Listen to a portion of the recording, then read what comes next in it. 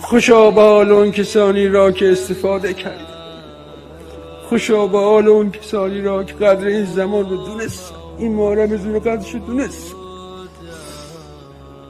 و تونستن گره هاشون رو باز کنن که من میگم چه دنیایی چه اخروی.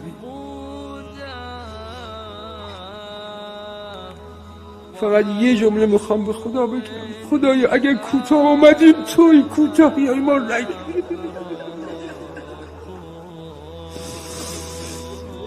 اگر ما کوتاه آمدیم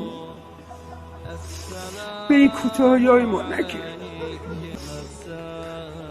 یه جوری نشه ما از سریع سفره استفاده نکرده بلنشیم بریم.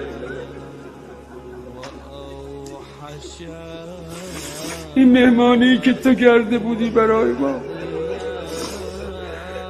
بیا ما رو پذیرایی بکن مثل بقیه که پذیراییشون کرد.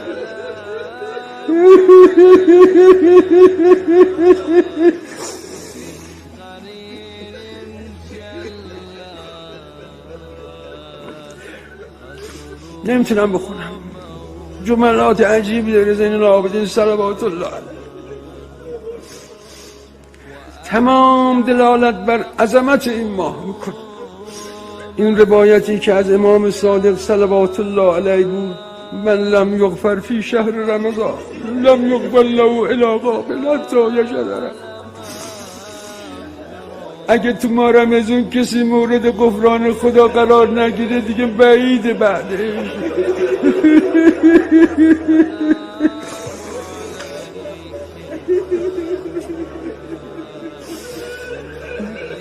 به حسب ظاهر چند ساعت بیشتر باقی نمونده واسه ما.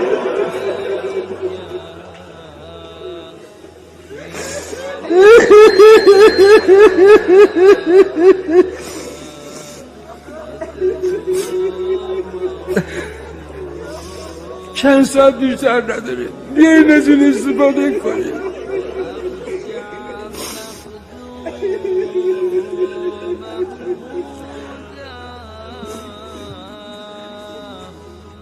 خود من امشب فکر میکردم، گفتم مگه میشه دست خالی ما رو برگردونی؟